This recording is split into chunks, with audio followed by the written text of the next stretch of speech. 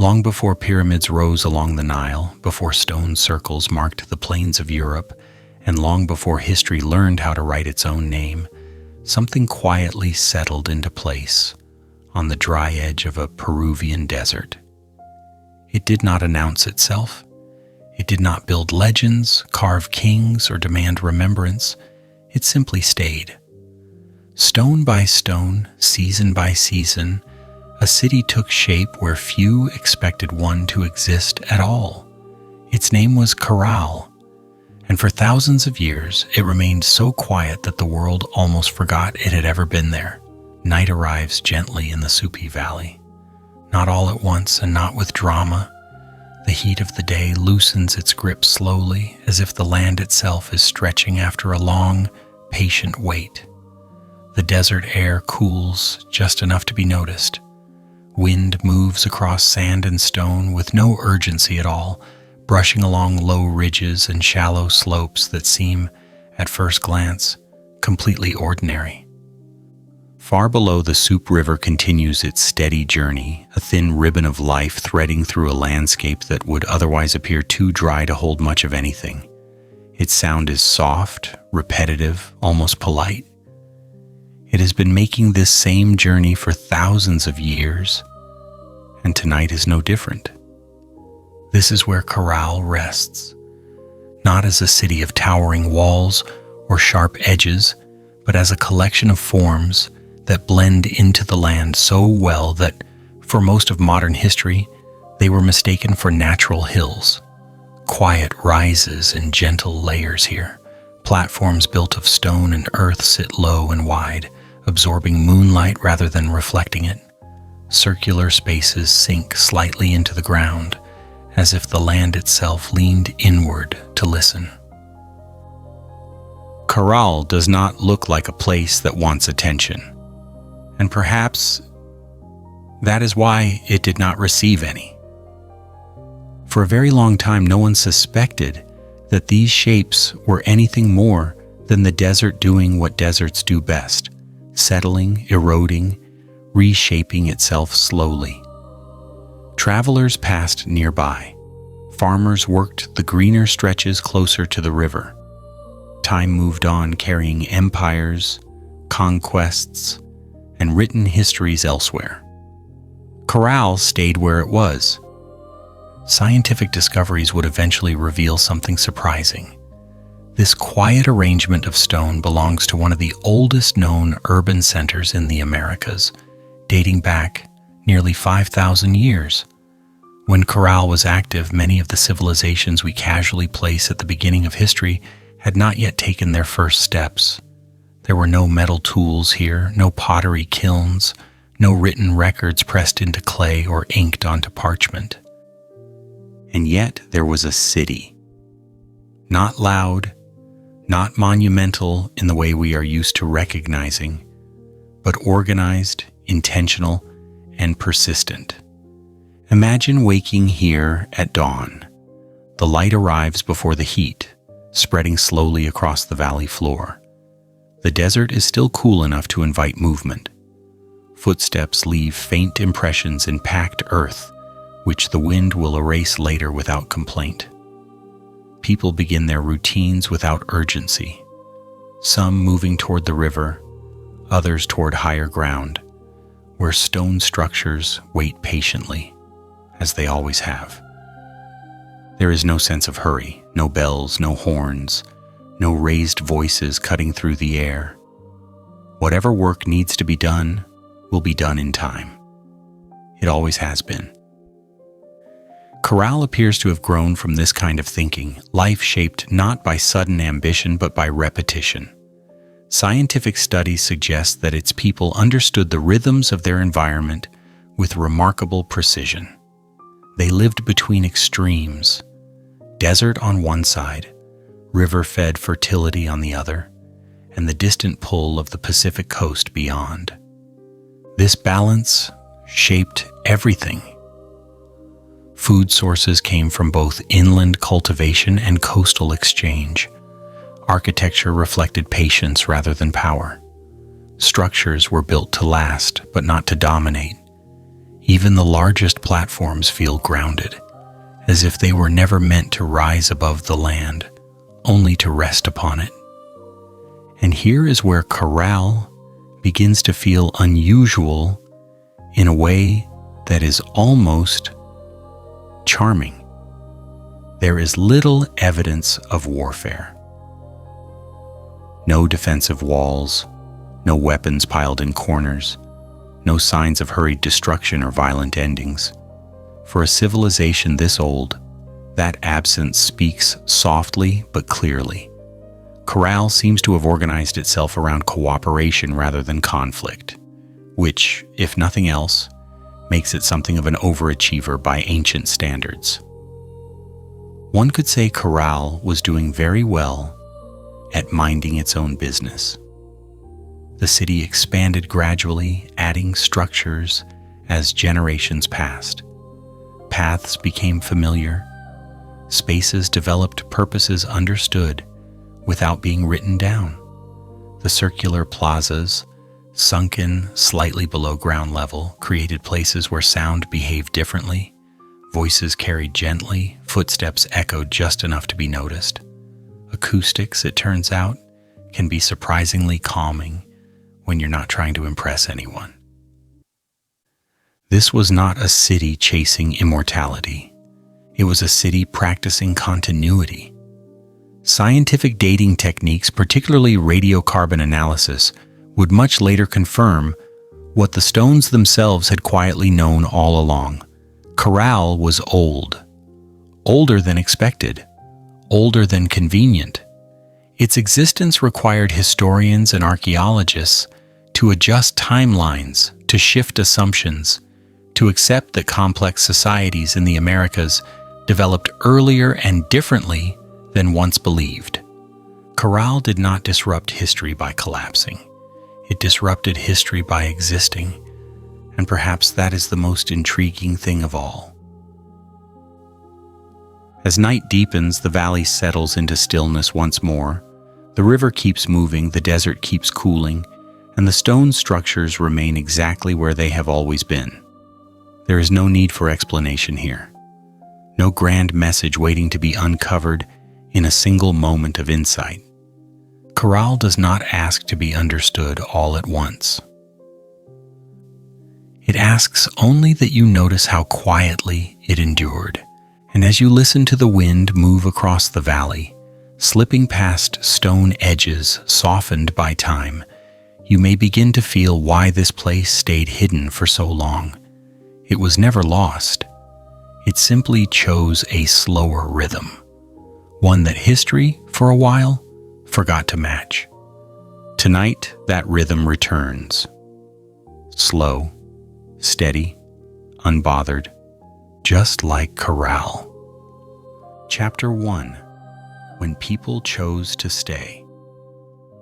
The quiet beginning of Caral. The place where Caral would one day form was never obvious.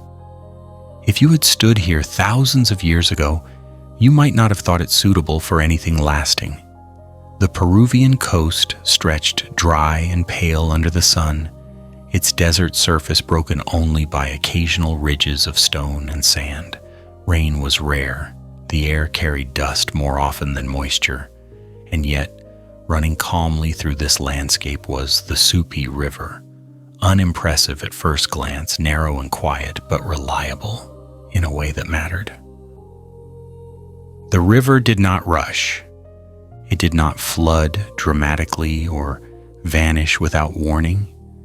It simply arrived season after season, doing the same modest work over and over again. That consistency made all the difference.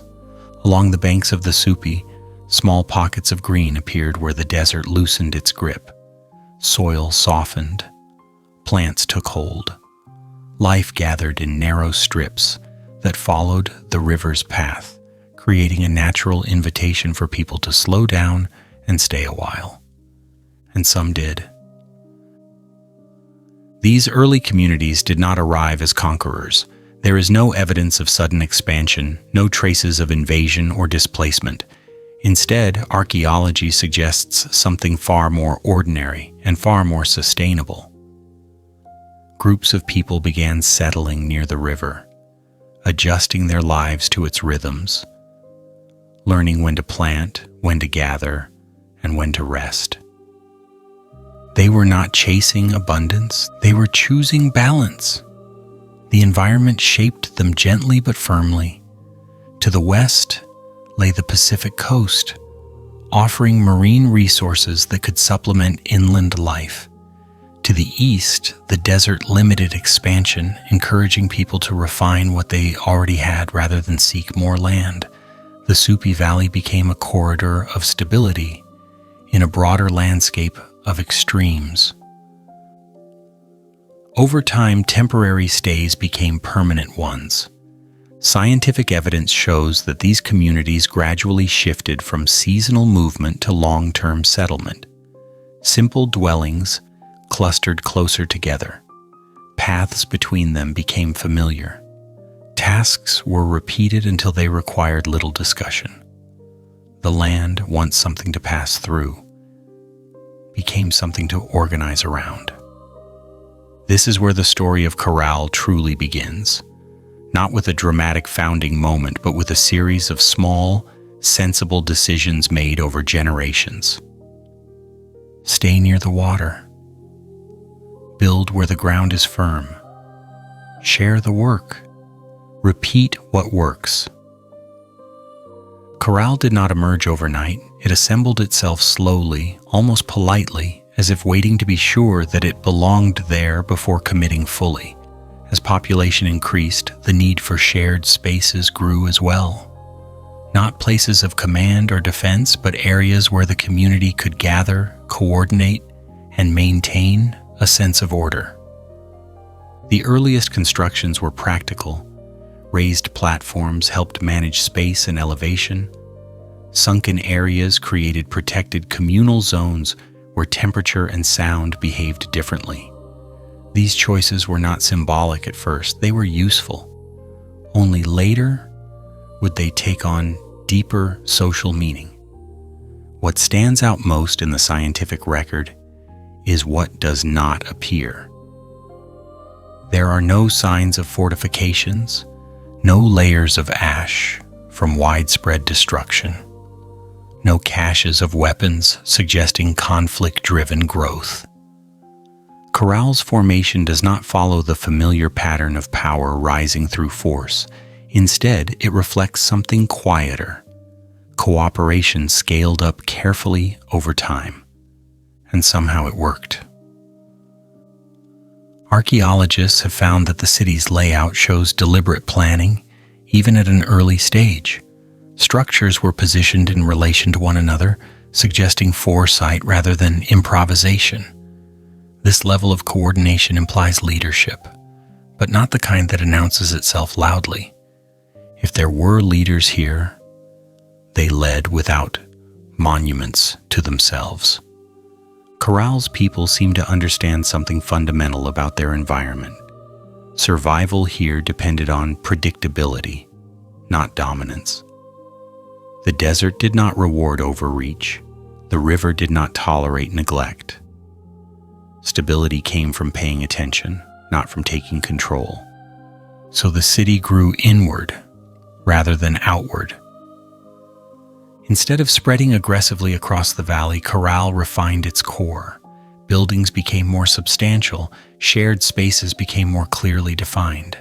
The community invested in permanence, not in the sense of eternal glory, but in the simple expectation that tomorrow would resemble today closely enough to plan for it. It is worth pausing here to appreciate how unusual this is in ancient history. Many early civilizations are remembered for their urgency, for expansion, conquest, rapid transformation. Caral, by contrast, seems almost unbothered by the idea of being remembered at all. Its formation reflects a long-term mindset, one that prioritized continuity over acceleration. In modern terms, Caral might be described as having excellent patience.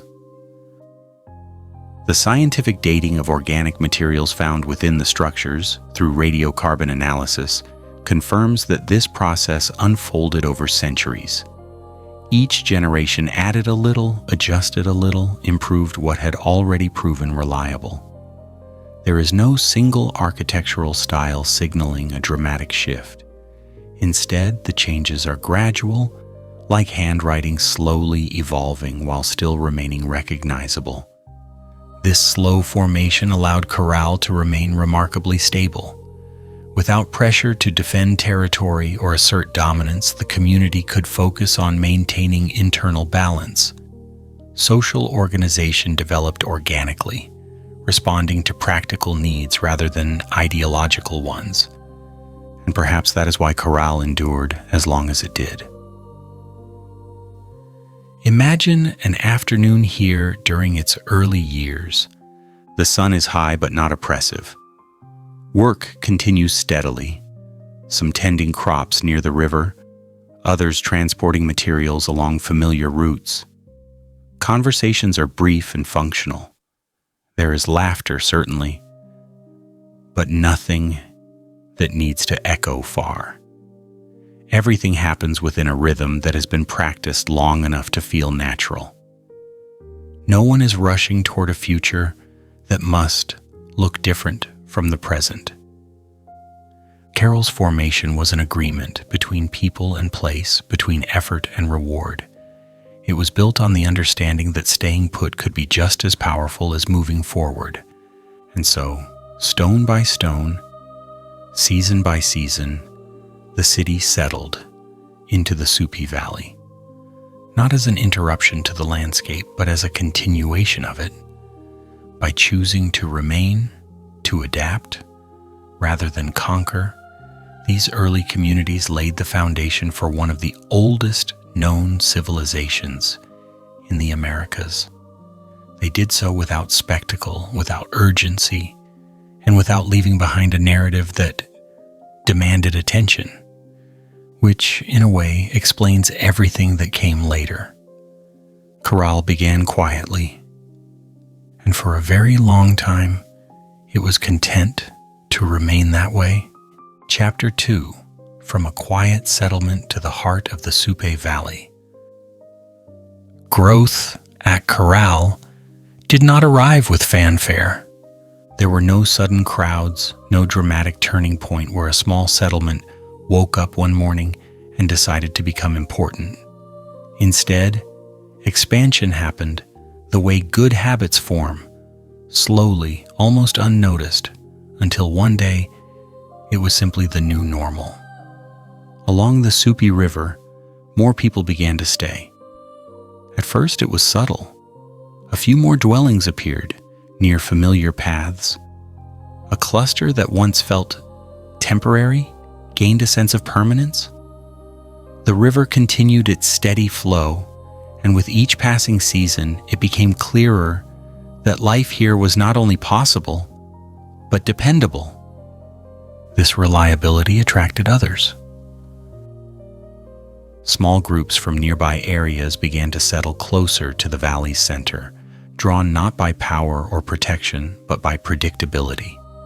In a landscape where extremes were common, Caral offered something rare, a place where tomorrow could be reasonably expected to resemble today. As population increased, the settlement began to change in character. Individual living spaces remained modest, but the spaces between them grew more intentional. Paths became wider and more defined. Areas once used casually began to take on shared purposes. Without any written plans or formal maps, the community began organizing itself through repeated use and mutual understanding. This was not chaos finding order. It was familiarity becoming structure.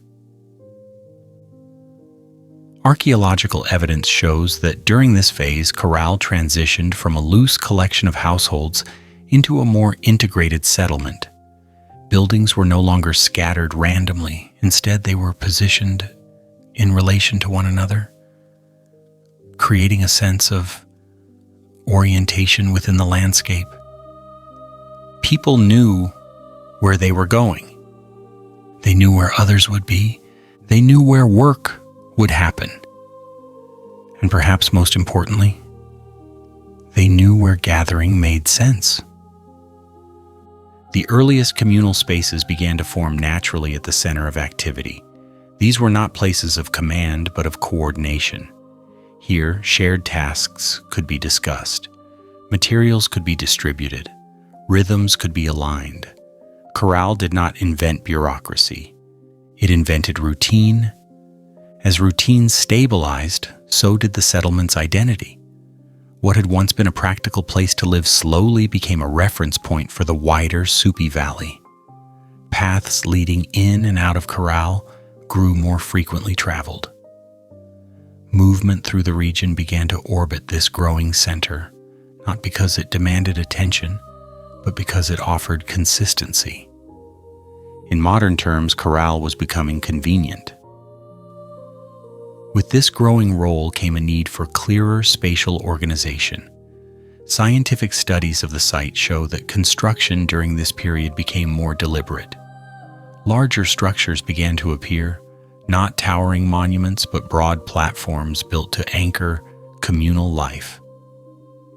These platforms did not dominate the landscape. They settled into it. Built from stone and earth, they rose gradually, layered carefully, as if the builders were in no rush to finish. Each addition felt like a continuation rather than a statement. Over time, these structures created gentle elevation changes that helped define different areas of the settlement. Nearby, sunken circular spaces emerged, offering sheltered environments that moderated temperature and sound. These spaces likely served as gathering areas where voices carried softly and movement felt contained. It is worth noting how calm all of this sounds. There is no evidence that Caral's growth required force, no signs of defensive measures, no indication that expansion came at someone else's expense. Instead, the city seems to have grown by becoming useful, a center where people could align their lives more easily. If Caral had a strategy, it was simplicity repeated well. As more people settled in and around the city, daily life adjusted accordingly. Tasks became more specialized, though still interconnected. Some focused on maintaining agricultural areas near the river. Others handled construction, transport, or coordination of shared labor. This division of effort did not create visible hierarchy. Instead, it created efficiency. Everyone seemed to understand their role, and those roles fit together without much friction. Archaeologists infer this from the consistency of construction and the absence of abrupt changes in material culture. Nothing suggests upheaval. Everything suggests continuity. And continuity, it turns out, is persuasive. Gradually, Caral's influence extended beyond its immediate boundaries. It became a point of reference for neighboring communities, a place where materials, knowledge, and rhythms converged. Not a capital in the dramatic sense, but a center in the practical one. If you wanted to understand how life in the Supe Valley worked, you paid attention to Caral. This influence did not require control. There is no evidence of Caral imposing itself on others. Instead, its role likely emerged from its ability to coordinate, offering a stable framework within which multiple communities could operate. In other words, Caral became important by being reliable, and perhaps a little boring in the best possible way. Imagine walking through the settlement during this phase. The layout feels intuitive. You move along paths that curve gently rather than cut sharply. Buildings are placed where the land supports them best. Open spaces invite pause without demanding it. Nothing shouts for attention. Even the larger structures seem content to wait. The absence of spectacle is striking. For a growing center, Caral shows remarkable restraint. Its expansion is measured, its architecture grounded, its organization quiet. This restraint may explain why Caral was so easily overlooked in modern times. To an untrained eye, its early structures blend seamlessly with the surrounding terrain. Without dramatic verticality or obvious ornamentation, the city hides in plain sight.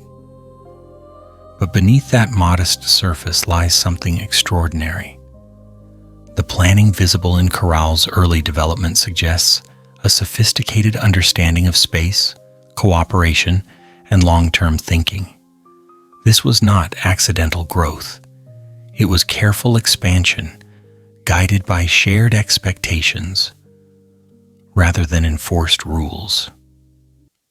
Science supports this view.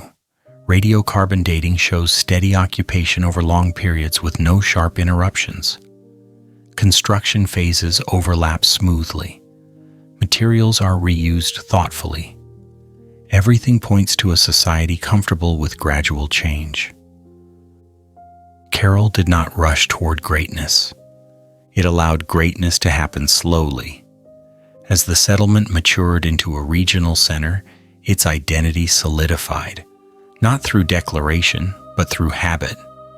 People returned to the same spaces, followed the same paths, trusted the same systems. Over time, this repetition created something powerful, a shared sense of place. Caral was no longer just where people lived, it was where things made sense. And so, from a small cluster of dwellings near a dependable river, Caral became the quiet heart of the Supe Valley. Its growth was neither accidental nor aggressive. It was the natural outcome of stability meeting cooperation, repeated over generations. No one likely noticed the moment it happened, which feels exactly right for Caral. The city did not announce its arrival as a center. It simply became one and waited patiently for the world to catch up. Slowly, quietly, right on time. Chapter 3. From a quiet settlement to the heart of the Supe Valley. There is a particular kind of success that does not announce itself. It does not arrive with celebration or urgency. It does not demand monuments to mark its arrival. Instead, it settles into place quietly, repeating the same steady patterns until those patterns become dependable enough to trust. This was the kind of prosperity Caral experienced. By the time the city reached its most stable phase, life in the Supe Valley had found a rhythm that worked, and perhaps more impressively, kept working. Generations lived and passed without the need to reinvent daily existence. The river continued its gentle flow. The desert remained dry but predictable, and Caral, now firmly established, became a place where people expected life to continue much as it had the day before. This expectation was not naive, it was earned. Archaeological evidence suggests that Caral's population remained stable over long periods. There are no signs of sudden surges or dramatic declines. Housing areas show continuity rather than replacement. Structures were maintained, repaired, and occasionally expanded, but rarely abandoned in haste. This is what long-term stability looks like in the ground. People lived here not because they were forced to, but because the system they had built made sense. Food production, resource exchange, and communal labor fit together smoothly enough that no single element overwhelmed the others. There was balance, not perfect, but functional. And functional, as it turns out, is quite relaxing. Daily life in Caral during this period likely followed familiar routines. The morning began early before the desert warmed too much. People moved along established paths with an unhurried confidence, already knowing where they were headed. Tasks were shared, repeated, and refined. Nothing suggests frantic activity. Nothing suggests chaos. Instead, the settlement operated like a well-practiced routine that no longer needed explanation. This is one of the clearest signs of a mature society, when coordination happens without constant instruction. Caral functioned as a center, not in the sense of command, but of organization. People from surrounding areas likely moved in and out regularly, aligning their schedules and activities with the city's rhythms. Shared spaces allowed for coordination of work, distribution of resources, and maintenance of social order. This order did not rely on displays of power. There are no palaces here, no thrones carved into stone, no statues insisting that someone be remembered. Instead, order appears to have been embedded in the layout of the city itself. The arrangement of structures guided movement naturally. Open spaces encouraged gathering without forcing it. The built environment quietly reminded people how things were done, simply by being there. If Caral had rules, they were written into habit. Scientific studies of the site show remarkable consistency in construction methods during this phase. Materials were used efficiently. Designs were repeated with small variations, suggesting shared knowledge passed down through practice rather than instruction manuals. This kind of repetition creates trust.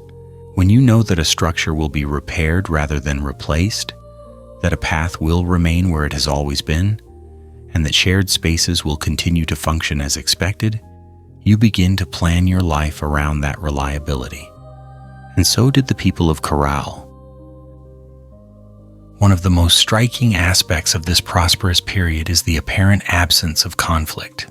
Archaeologists have found no evidence of warfare, defensive fortifications, or violent disruption. For a society of this size and age, that absence is notable. It suggests that Caral's social organization was effective enough to manage tension before it escalated, or perhaps structured in a way that minimized competition altogether.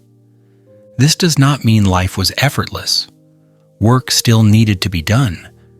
Resources still required careful management, but the solution seemed to have favored cooperation over confrontation. In other words, Caral solved problems by talking, or at least by coordinating calmly, and maybe occasionally by waiting.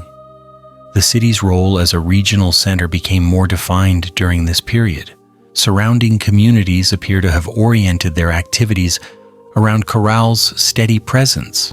Paths converged, schedules aligned.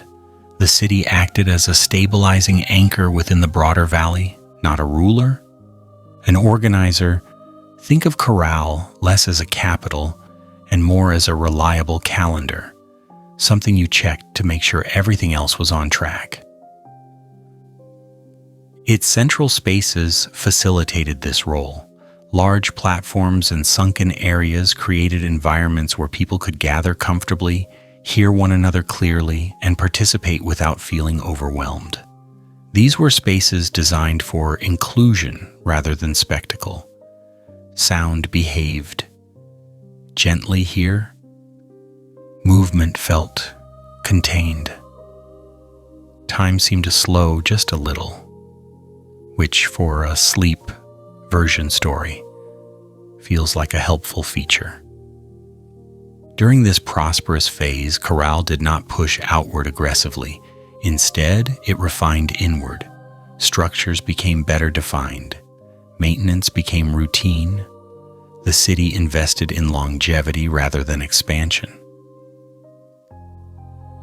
This inward focus may explain its resilience. By not overextending itself, Caral avoided the stresses that often accompany rapid growth. It did not chase novelty, it perfected familiarity, And familiarity can be surprisingly powerful. Imagine an evening in Caral during this time. The sun lowers itself carefully toward the horizon. The heat eases. Work winds down, not because someone orders it, but because everyone knows when it is time. People drift toward familiar gathering spaces, not for announcements, but for presence. There is conversation, but it stays gentle. Laughter does not echo far. The city settles into its nightly rhythm with practiced ease. No one wonders what tomorrow will bring. Tomorrow will bring much the same. And that is precisely the point. Scientific dating shows that this period of stability lasted for centuries. That is not an accident. Systems that do not work tend to fail quickly. Systems that endure tend to do so quietly, without drawing attention to themselves. Caral's prosperity was built on this quiet competence. Its people did not need to prove their success to anyone else. They demonstrated it simply by continuing, year after year, generation after generation. There is something almost humorous about this when viewed from the perspective of history. So many civilizations are remembered for dramatic rises and falls, for moments of brilliance followed by collapse. Caral, by contrast, seems to have opted for a long, steady middle. No fireworks, no cliff edge moments, just consistency. And consistency, while not particularly exciting, is extremely effective. As the heart of social organization in the Supe Valley, Caral provided a framework within which life could proceed smoothly. It absorbed variation without breaking. It allowed change without disruption. It offered a model of stability that others could align with. This is what prosperity looked like here. Not abundance, piled high, but balance, maintained over time. And as night settles once more over the valley, the city rests in that balance. Stone structures hold the warmth of the day. Paths remain where they have always been. The river continues its quiet work nearby. Caral does not rush forward. It does not look back. It simply remains steady, organized, and unbothered. For a very long time, that was enough, and perhaps, in its own calm way, it still is. Chapter 4. Built to Stay. The structures that quietly defined Caral. If you were to walk through Caral during its most accomplished years, you might not immediately think you were surrounded by remarkable achievements. Nothing rises sharply into the sky. Nothing sparkles or insists on admiration. There are no carved figures watching your steps. And yet almost everything around you has been carefully shaped. Caral's greatest achievements are not dramatic objects meant to impress. They are arrangements of space, of movement, of effort, built to work quietly and last for a very long time. The most visible of these achievements are the raised platform structures. These platforms are broad rather than tall, built layer by layer from stone and earth. They rise gently from the surrounding ground, as if the land itself decided to lift a little in certain places. There is no rush in their construction. Each layer feels deliberate, patient, and well considered. Scientific studies show that these platforms were not built all at once. They were expanded, reinforced, and reshaped over time. This means that Caral's builders were not chasing quick results. They were thinking in seasons and generations, adding only when needed. In other words, these structures were never finished. They were maintained. This approach required organization. Materials had to be gathered, transported, and placed with consistency. Work needed to be coordinated across many people, often repeating the same tasks over long periods. And yet nothing about the platforms suggests strain or urgency. They look like the result of many calm afternoons.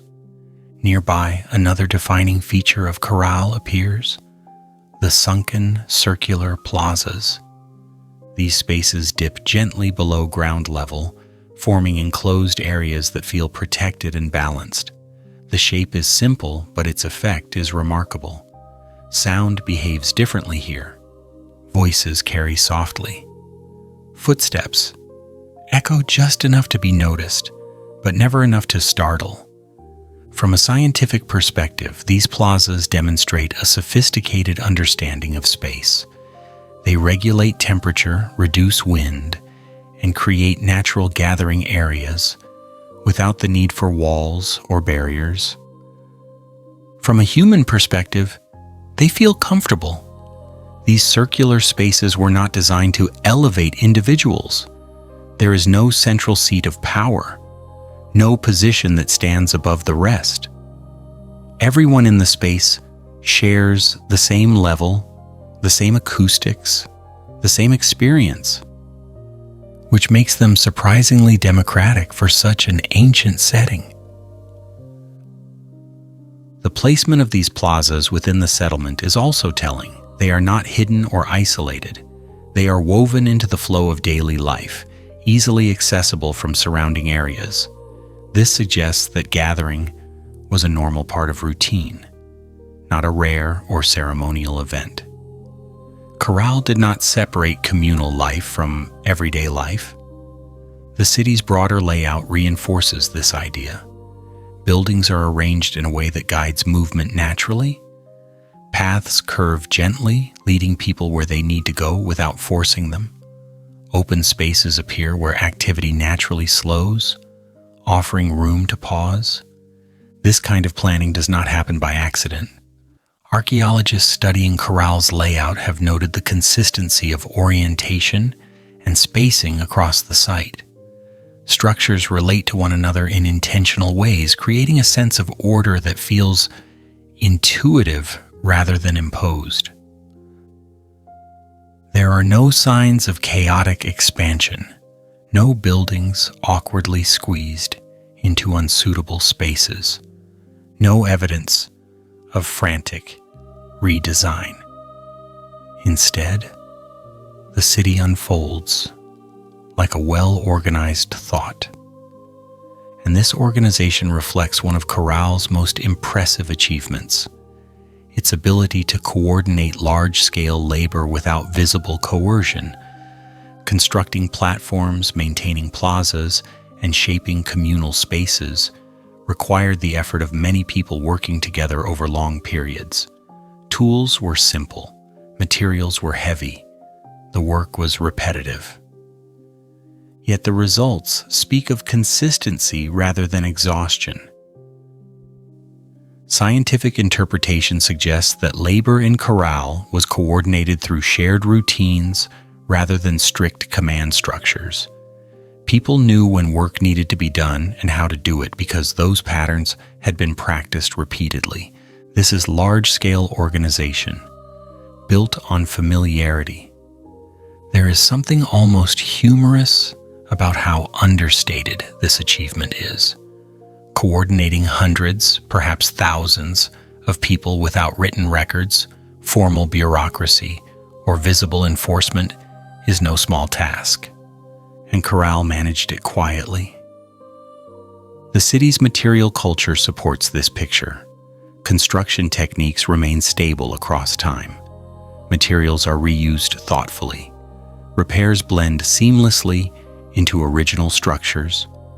There is no sense of abandonment followed by replacement.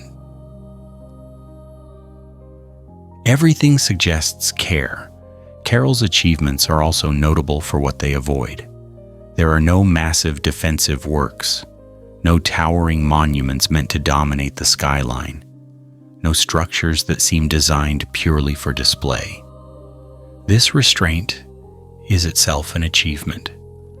By focusing on functionality rather than spectacle, Caral created spaces that served real needs and aged gracefully. The city's architecture blends into the landscape so well that it remained unnoticed for centuries, a testament to how harmoniously it was built. One could argue that Caral perfected the art of not standing out. And yet, beneath that modest appearance lies a deep understanding of human behavior. The city's design supports cooperation, reduces friction, and encourages regular interaction. It makes working together feel natural. Imagine participating in construction here. There is no rush to finish before a deadline. Stones are placed carefully, adjusted slightly, placed again. Conversations happen quietly. The rhythm of work is steady enough to become almost meditative. Someone might joke, softly, that the structure will still be there tomorrow, so there's no need to hurry today. And they would be right. This mindset is embedded in Caral's physical legacy. The city's achievements are not frozen moments of triumph, but ongoing processes captured in stone and earth. They reflect a society comfortable with repetition, maintenance, and gradual improvement. A society that valued continuity over novelty. From a modern perspective, this may seem almost radical, but it worked. Caral's architecture and spatial organization allowed the city to function smoothly for centuries. They supported stable population levels, facilitated cooperation, and provided a framework for social life that did not depend on force or spectacle. These achievements are quiet, but they are profound. As night settles over the Supe Valley, the structures of Caral absorb the day's remaining warmth. The platforms hold steady. The circular plazas remain calm, their shapes still guiding sound and movement as they always have. There is no sign announcing what these places once were. They do not need one. Their achievement lies in the fact that they are still here, shaped by hands that understood how to build not for attention but for time. And time in Caral has been a remarkably cooperative partner. Chapter 5: The Gentle Rhythm of Everyday Life in Caral. By the time Caral reached its most settled years, life no longer needed much explanation. People woke, knowing what the day would ask of them, not because someone told them, but because yesterday had already shown the way. Morning in the Supe Valley arrived softly. The sun rose without ceremony, light spreading across the desert in a slow, even tone. The air was still cool enough to move comfortably, and the river continued its quiet work nearby, as dependable as ever. This was the best time to begin. Daily labor in Caral did not feel rushed. Tasks unfolded in a familiar order, practiced so many times that effort blended into habit. Some people moved toward the fields near the river, checking soil and water channels, adjusting what needed small adjustments. Others gathered materials, preparing for maintenance work on structures that had been standing long enough to feel almost permanent. There was no sharp division between work and life. Work was life, and life had learned how to be manageable. Archaeological evidence suggests that labor here was shared and organized without heavy specialization. People understood their roles through repetition rather than instruction. The same hands that helped with construction might later assist with transport or exchange. Flexibility was built into the system, making it resilient and calm. No one needed to hurry to prove productivity. Caral's rhythm rewarded consistency, not speed. As the morning progressed, movement increased gently throughout the settlement. Footpaths, smoothed by countless steps, guided people between familiar spaces. These paths did not cut sharply across the land. They curved where the ground suggested they should, making walking feel intuitive rather than forced. Walking here felt cooperative. And then there was exchange. Caral's position within the Supe Valley allowed it to act as a meeting point between different environments. Inland resources flowed toward the settlement, while goods from the distant coast made their way back along established routes. This exchange was not dramatic or transactional in the modern sense. It was steady, expected, and largely uneventful, which again seems to have been the goal. Marine resources from the Pacific coast, such as dried fish and shells, complemented agricultural products grown near the river. Cotton, useful for making nets and cords, played an important role in linking inland and coastal life.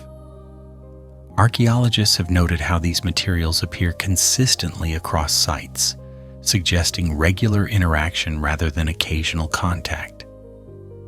The road between valley and sea was not a grand highway. It was a familiar route. People who traveled it knew when to leave, what to carry, and how long the journey would take. There were no surprises to announce upon return. Exchange happened as part of the rhythm, fitting neatly into the larger pattern of daily life. Back in Caral, shared spaces remained active throughout the day. These areas were not reserved for special occasions. They were woven into routine, offering places to pause, coordinate, and reconnect. Conversations happened naturally here. Not loudly, not urgently. Information passed along through familiarity rather than proclamation. Everyone already understood most of what needed to be known. This kind of communication does not leave dramatic traces in the archaeological record, but it leaves something else: continuity. The absence of abrupt changes in material culture suggests that life in Caral changed slowly, if at all. Tools remained simple and effective. Construction methods stayed consistent. There is little evidence of experimentation driven by necessity. People stuck with what worked, which, from a sleep version perspective, is wonderfully soothing. As midday approached, activity slowed slightly. The sun warmed the desert more noticeably now, encouraging people to adjust their pace. Work continued, but without pressure. Tasks that required more effort were timed carefully. Shaded areas became more popular.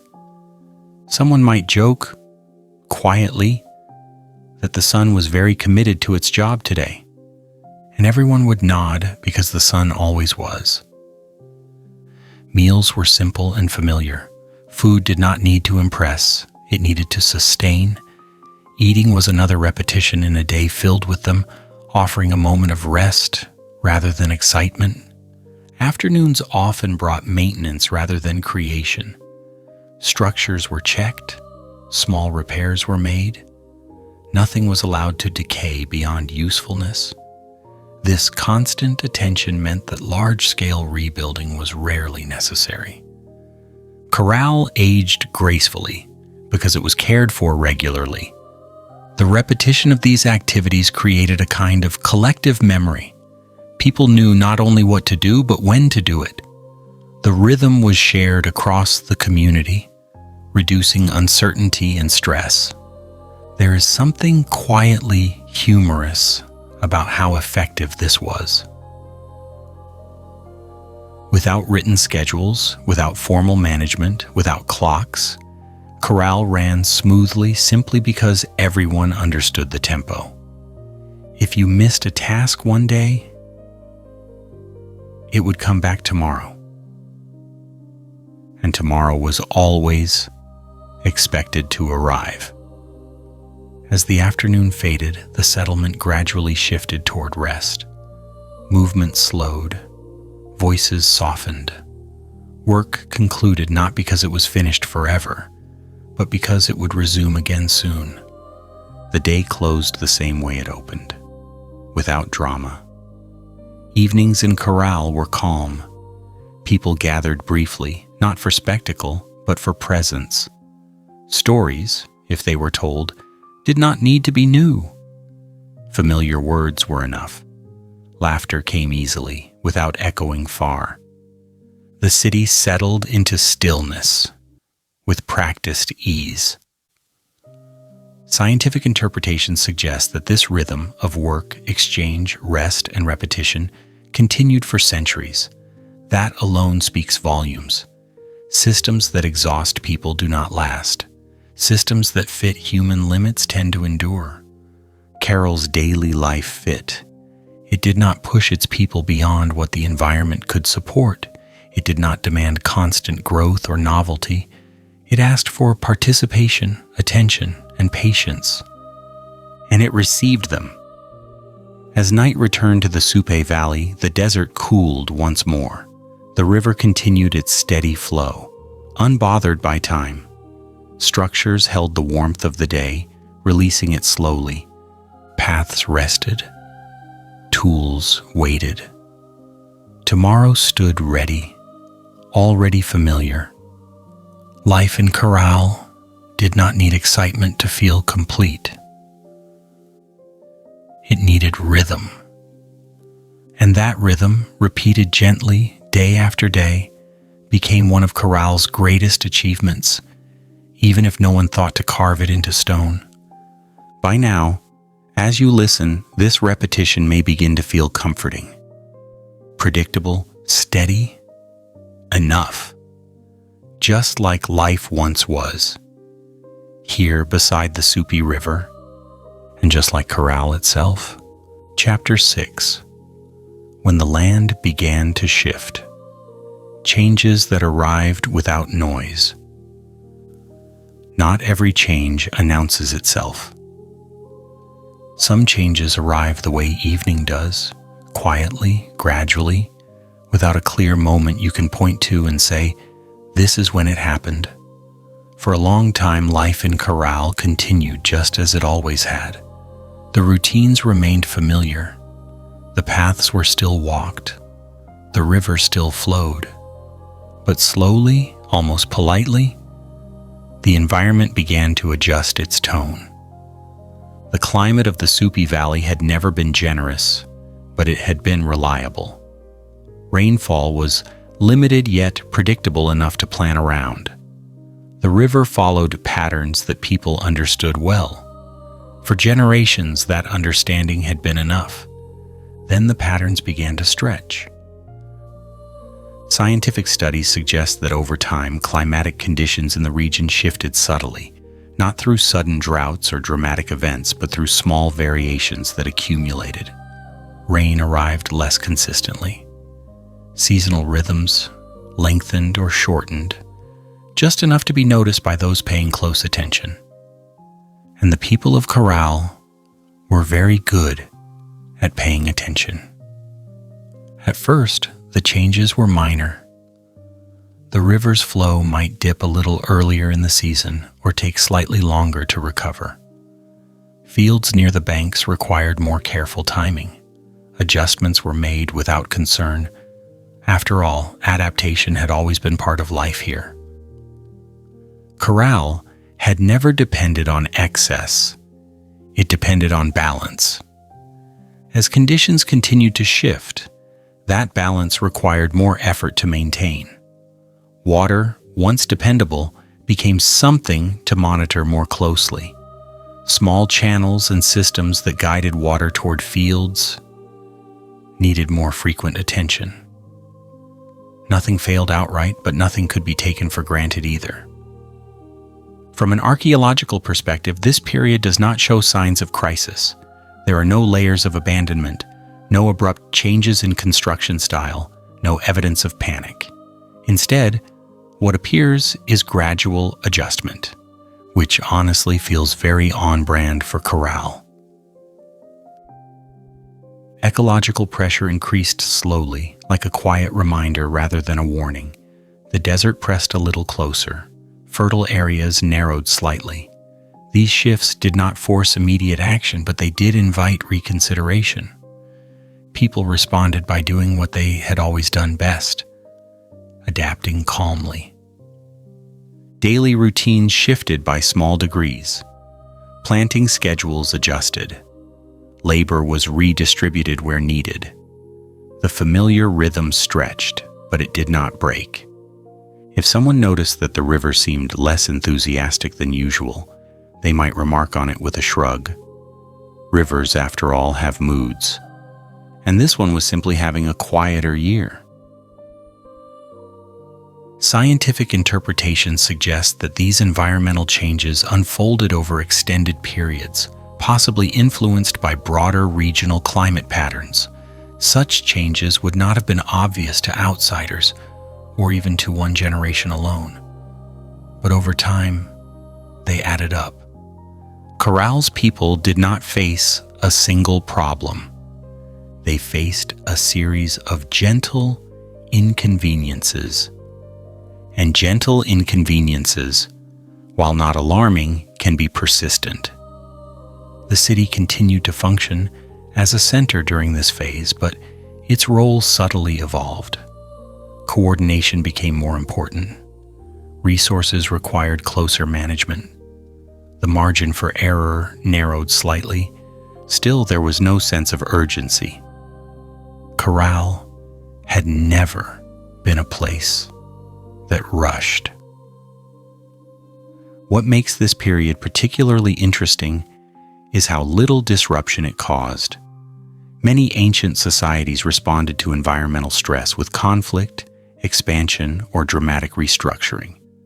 Caral appears to have taken a different approach. It slowed down. Rather than pushing harder against the land, the community adjusted its expectations. Growth stabilized. Maintenance took priority over expansion. Familiar systems were used more carefully. This response reflects a deep understanding of limits. Caral's long history of stability had taught its people something valuable. Forcing the environment rarely ends well. Cooperation, with each other and with the land, was more effective, so they listened. They watched the river more closely. They paid attention to soil and season. They adjusted their rhythms rather than abandoning them. From the outside, this might have looked like stagnation. From the inside, it was prudence. As ecological pressures increased, the idea of permanence began to feel more flexible, not in a dramatic way, but in a practical one. The city had always been a place of continuity, but continuity did not require immobility. Staying, after all, had never meant refusing to change. The environment was not hostile, it was simply different. And Caral responded with patience. Evenings during this period likely felt much the same as before. The sun still set, the desert still cooled, the structures still held warmth and memory, but there may have been a subtle awareness that tomorrow might not always mirror yesterday as closely as it once had. This awareness did not bring fear, it brought consideration. People spoke quietly about adjustments. They planned with slightly longer horizons. They accepted that some patterns would need to shift, even if the change was not immediate. From a modern perspective, this kind of response can feel almost refreshing. No panic, no collapse, just careful observation. Scientific evidence supports this interpretation. The archaeological record shows continuity alongside adaptation. There are no sharp breaks. Instead, there is a gradual tapering of certain activities, suggesting that the community was preparing, consciously or not, for a future that would look a little different. Caral did not wait for disaster. It noticed change early. And in doing so, it demonstrated one of its most understated strengths: resilience without drama. As night settles over the Supe Valley once more, the land rests in this quieter phase. The river flows a bit more modestly, but still flows. The desert remains dry but familiar. The city continues its routines, slightly adjusted, slightly slower. Nothing is ending here. Things are simply shifting. And in that gentle shift, Caral reveals something deeply human: the ability to sense change without being overwhelmed by it. For now, life continues. Quietly, carefully, and very much awake to the land beneath it, which for a civilization that valued balance above all else feels exactly right. Chapter 7. A civilization that didn't end. It simply drifted elsewhere. When people ask what happened to Caral, they often imagine a final moment, a last day, a closing scene, an ending dramatic enough to explain the silence that followed. But Caral does not offer one. There is no clear line in the soil where life abruptly stops. No layer of ash, no broken walls frozen in a moment of chaos. Archaeological evidence suggests something far less cinematic and far more consistent with everything we've seen so far. Caral did not collapse. It slowly stopped being the center. One of the most widely discussed scientific hypotheses is simple relocation. Over time, as environmental conditions shifted and resources became more variable, people may have chosen to move their homes slightly closer to more favorable areas. Not far, not suddenly, just enough to make daily life easier. This kind of movement would not have felt like abandonment. It would have felt like adjustment. Families might have spent more time in satellite settlements. Seasonal stays elsewhere could have grown longer. Eventually, returning to Caral's core structures may have become less necessary, even if the place itself was still respected. From an archaeological standpoint, this explains why Caral shows signs of gradual decline rather than sudden desertion. Activities taper off. Maintenance becomes less frequent. The city grows quieter, not empty. Another hypothesis focuses on changing networks. Caral functioned as a regional organizer, a hub that helped coordinate life across the Supe Valley. But hubs depend on conditions remaining favorable. If surrounding communities found better balance elsewhere, the network itself could shift. Think of it less like a city falling and more like a meeting place that people slowly stopped using. New centers may have emerged closer to evolving resources or trade routes. Over time, attention drifted. Coordination happened elsewhere. Caral remained physically present, but socially less central. This process does not require conflict. It requires convenience.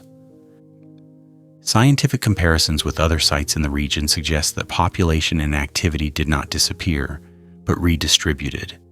The broader culture continued. Knowledge continued. People continued to build, organize, and adapt. They just did it somewhere else. There is also the hypothesis of adaptive migration.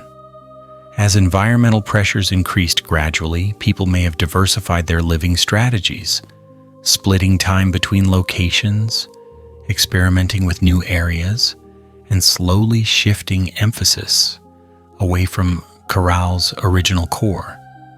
This kind of adaptation is subtle. It leaves few dramatic traces, which explains why Caral feels like a mystery today. We are accustomed to civilizations ending loudly. Caral chose to change quietly. What is especially notable is what scientists do not find. No mass graves, no weapons, abandoned in haste, no signs of violent takeover. For a site this old, that absence is meaningful. It suggests that Caral's people had the luxury of choice. They were not driven out. They were not destroyed. They were not erased. They simply followed opportunity as humans have always done. There is something almost gently humorous about how unsatisfying this is for dramatic storytelling. No villains, no disasters, no final stand beneath a burning sky, just people making reasonable decisions over long periods of time. If Caral had a final chapter, it was written in small print. Paths were walked less often. Structures were repaired less frequently. Gatherings became occasional rather than routine. Eventually, silence settled in. Not the silence of tragedy, but the silence of a place that had finished its job. From a scientific perspective, this makes Caral particularly important.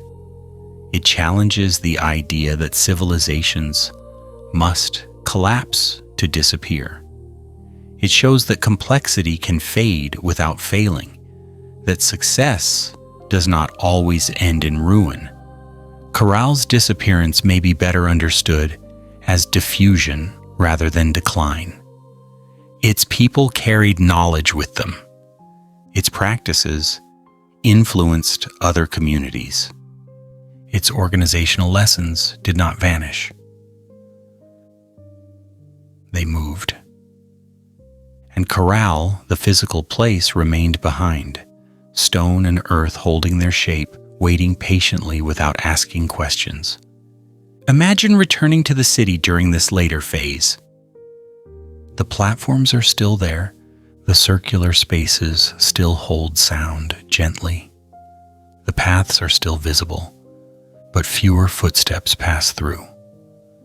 A place that once coordinated life across the valley now watches from a distance as life organizes itself elsewhere.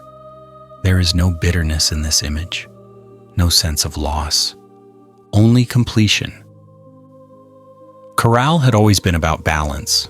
When balance shifted, so did people. That too was part of the agreement they had made with the land. From this perspective, Caral did not fail. It succeeded long enough to make itself unnecessary, and that may be the quietest ending imaginable. As night settles once more over the Supe Valley, the city rests in its final role, not as a living center, but as a memory held in stone. Wind passes through spaces once shaped by voices. The river continues nearby, still reliable, still moving. Nothing is broken here. Nothing is ruined. Caral simply steps aside, allowing history to continue without it. And in doing so, it leaves behind a lesson that does not need to be announced. Some civilizations do not disappear because they are defeated. They disappear because they have already taught everything they came to teach. Then very politely they let go. Chapter 8. Forgotten by Design. Why Caral slipped quietly out of memory. Caral was not forgotten because it failed. It was forgotten because it never insisted on being remembered. In the long conversation between history and time, some civilizations speak loudly. They carve their names into stone, stamp symbols into clay, leave behind records that ask, sometimes demand, to be read. Caral did none of these things. And so, history simply walked past it. One of the clearest reasons Caral remained invisible for so long is also the simplest. It left no written language behind. No inscriptions, no tablets, no carved narratives explaining who lived there or what they called themselves. Without writing, Caral had no voice that could travel forward in time. Everything we know about the city comes not from words, but from shapes, stone arrangements, layers of soil, patterns of construction. Archaeologists had to learn how to listen to Caral in a different way, reading space instead of text. And for a very long time, no one realized there was anything to read at all. Another quiet reason for Caral's disappearance from memory lies in what it chose not to use. There was no metal here, no gleaming tools or objects that could easily catch the attention of early explorers or collectors. What tools existed were made from perishable materials: wood, fiber, stone, things that blend back into the earth without protest. Without metal, Caral left behind no obvious treasures. And without treasures, there was little incentive for anyone to look twice. Even Caral's architecture, impressive as it is, did not help its case. The city's largest structures are broad and low, built to last, but not to stand out. Over centuries, wind and sand softened their edges. Dust settled. Vegetation crept in gently. To an untrained eye, these structures looked exactly like what the desert is full of already. Hills, natural ones. For decades, and in some cases centuries, Caral's platforms were mistaken for ordinary landforms. Travelers passed nearby without suspecting that human hands had shaped what they saw. Maps labeled the area without comment. The city waited patiently beneath assumptions. It is almost impressive how well Caral hid. And then there is the matter of expectation. For a long time, historians believed that complex civilizations in the Americas developed much later than those in the Old World. When researchers did not expect to find ancient urban centers this early, they were less likely to recognize them when they appeared. Caral did not fit the story people were telling, so it was left out. Without writing, without metal, without dramatic monuments or visible conflict, Caral failed to match the checklist that history often uses to decide what matters. It did not resemble the civilization scholars were trained to look for. In a way, Caral was too calm to be noticed. Even when early researchers encountered the site in the 20th century, it took time for its significance to become clear. The structures were large, yes, but size alone does not tell a story. Only through careful excavation and scientific dating did Caral begin to reveal its age. And its age was inconvenient. Radiocarbon dating showed that Caral was far older than expected, older than many civilizations already considered foundational. Accepting this meant rewriting timelines, rethinking assumptions, and admitting that complexity does not always announce itself in familiar ways. History, like most people, prefers familiar patterns. Caral offered something else. Another reason for Caral's long absence from memory lies in how it ended, or rather, how it did not. There was no dramatic collapse to attract attention, no ruins frozen in a moment of disaster, no legends passed down to explain a sudden disappearance. The city simply became quieter, and quiet places are easy to overlook. As activity gradually shifted elsewhere, Caral remained behind, its structures intact but unused. Over time, silence settled in so completely that even the memory of activity faded. The land reclaimed the city gently, without destruction. From a distance, nothing seemed amiss. This lack of drama meant there were no stories to retell, no warnings to pass along. Without oral traditions tied directly to the site, Caral slipped further into anonymity. It did not resist being forgotten. One might even say it cooperated. There is a certain gentle humor in this when viewed from a modern perspective. In an age obsessed with visibility and legacy, Caral achieved the opposite. It built something that worked so well and ended so smoothly that no one felt the need to talk about it afterward. The city was like a well-run meeting that ended on time, efficient, effective, and quickly forgotten. Only much later, when archaeology developed new tools and new questions, did Caral begin to reappear. Researchers learned to see past the absence of writing and metal. They learned to read soil layers, construction phases, and spatial organization as a form of historical record. And suddenly, those quiet hills began to speak. What they said was not loud or dramatic. It was steady. It was patient.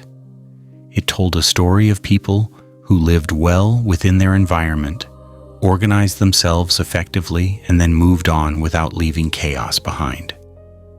But by then, thousands of years had passed.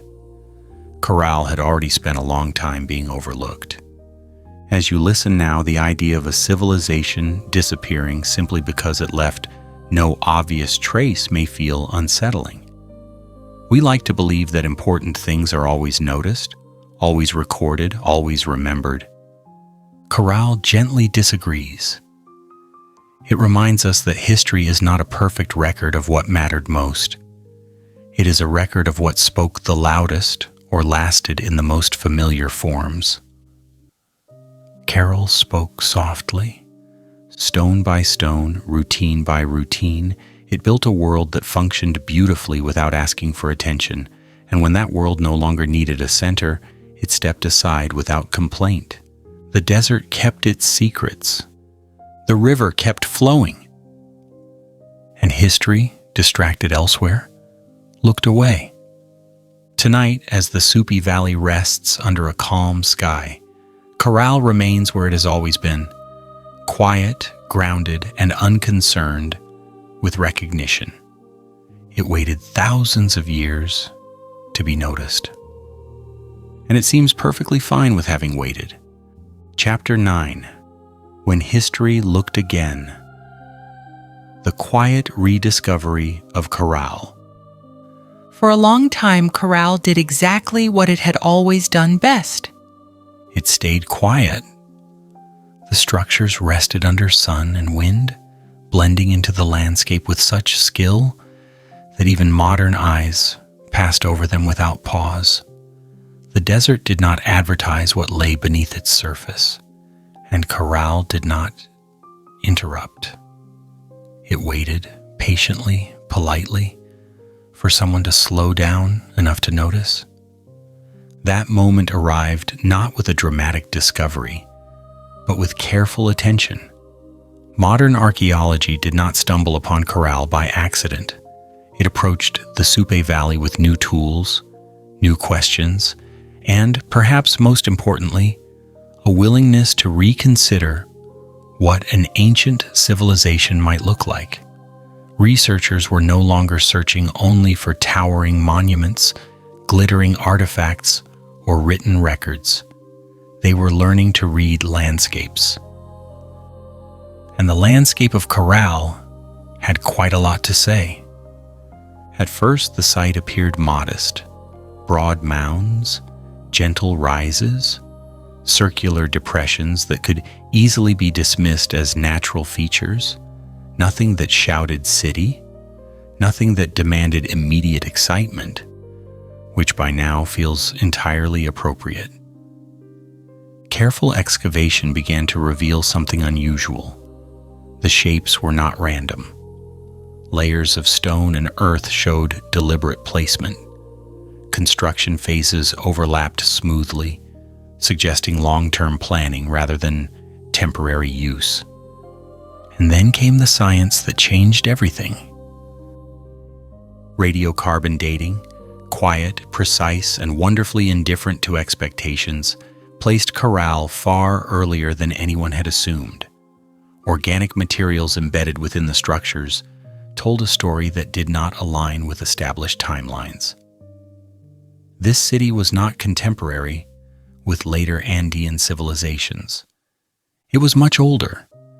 In fact, Caral was active thousands of years before many of the civilizations typically introduced at the beginning of history textbooks. Older than once comfortable assumptions, older than convenient narratives. History had some adjusting to do. This realization did not arrive with fanfare. It arrived with spreadsheets, lab results, and long discussions among researchers who double-checked their work because the implications were, frankly, surprising. Caral was not supposed to be there, and yet there it was. The rediscovery of Caral forced scholars to rethink how and when complex societies developed in the Americas. It showed that large-scale organization, planned architecture, and long-term stability could emerge without writing, metal, or dramatic displays of power. Caral had been complex all along. It just hadn't bothered to say so. As research continued, the picture became clearer and also more intriguing. Archaeologists mapped the site in detail, revealing its careful layout and the relationships between structures. Patterns emerged, not of domination or hierarchy, but of coordination. This was a city built for function, not for show, and still many questions remained. Despite decades of study, Caral does not give up its secrets easily. Without written records, much of its social structure must be inferred from material evidence alone. Researchers can see that organization existed, but not exactly how decisions were made. Who coordinated labor? How were disputes resolved? What social agreements kept everything running so smoothly for so long? Caral does not answer directly.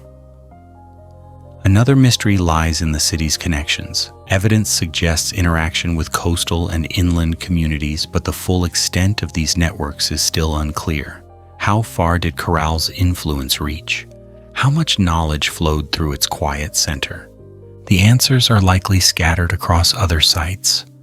Some discovered, others still hidden beneath sand and soil. And then there is the question of population. How many people lived here at any one time? Estimates vary. The city's size suggests a substantial community, but without clear residential boundaries, numbers remain approximate. Caral resists being counted precisely. It seems to prefer ranges over exact figures. Even Caral's apparent calm raises questions. The lack of evidence for conflict is striking, but it also invites curiosity. How did a society of this scale maintain stability without visible force? Was cooperation culturally reinforced in ways we cannot yet detect? Or did the environment itself encourage harmony by making conflict impractical? Caral does not explain its success. It simply demonstrates it. There is something gently amusing about how this ancient city continues to challenge modern expectations. Even in rediscovery, it avoids spectacle. Its revelations arrive quietly, through careful study rather than dramatic headlines. It is the opposite of a plot twist. Instead, it is a steady realization, one that unfolds over time, much like the city itself once did. As archaeological methods improve, new possibilities emerge. Technologies like remote sensing and refined dating techniques may reveal additional layers of information. Nearby sites may help fill in gaps, showing how Caral fit into a broader pattern of early civilization. For now, though, many of its mysteries remain comfortably unresolved. And perhaps that is fitting. Caral never tried to explain itself in the first place. It functioned, endured, and then stepped aside without commentary. Its rediscovery does not change that character. It simply allows us to notice what was always there. As night settles once more over the Supe Valley, the site rests under the same calm sky that once watched over a living city. The stones remain arranged as they have been for thousands of years. The circular spaces still shape sound and silence gently. Caral does not rush to answer questions. It invites patience. In a world eager for conclusions and clear narratives, Caral offers something different. A reminder that not all important histories are loud, complete, or neatly resolved. Some wait quietly to be seen again. And even then, they prefer to keep a few secrets, just enough to remind us that the past, like the desert, reveals itself only to those willing to look slowly. Tonight, Caral has been seen again, and it remains, as always, perfectly unhurried. Chapter 10. Caral. Not gone, just quiet. Night returns to the Supe Valley the same way it always has, not suddenly and not with any sense of urgency. The desert releases the last warmth of the day slowly, stone by stone, as if it sees no reason to rush. The wind moves lightly across the ground, brushing past edges softened by time. Sand settles where it chooses, unbothered by centuries. Caral is still here. The platforms remain low and steady, resting comfortably against the land.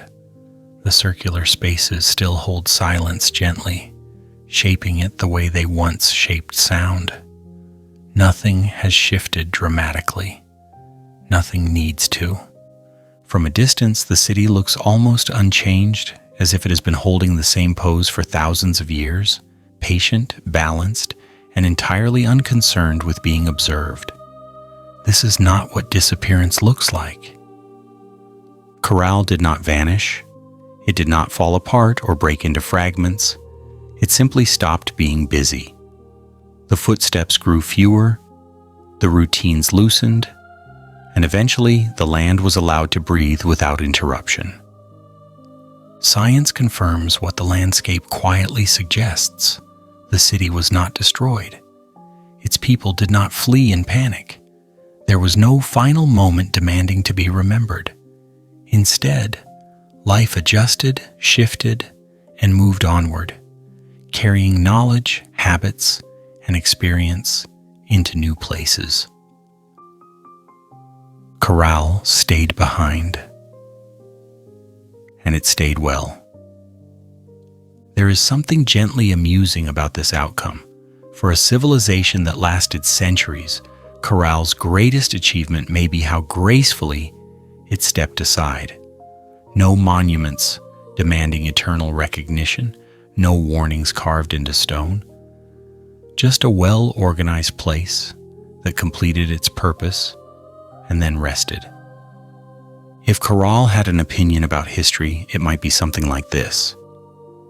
You don't need to be loud to matter. As the night deepens, the valley becomes quieter still. The river continues its steady movement nearby, faithful as ever.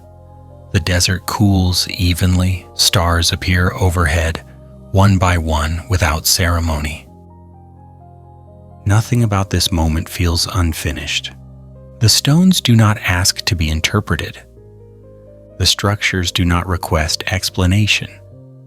They exist, and that is enough. Modern archaeology has allowed us to notice Caral again, to recognize its age, its organization, and its quiet success. But recognition does not change the place itself. Caral does not perform differently when watched. It does not respond to attention.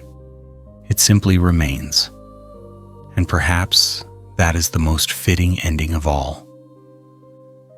History often favors noise. It remembers conflicts, collapses, and dramatic transformations. It loves clear beginnings and even clearer endings. Caral offers none of these conveniences. Instead, it offers continuity.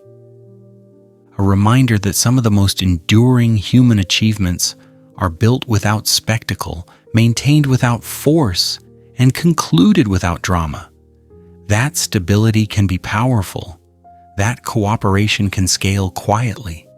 That success does not always need an exit scene.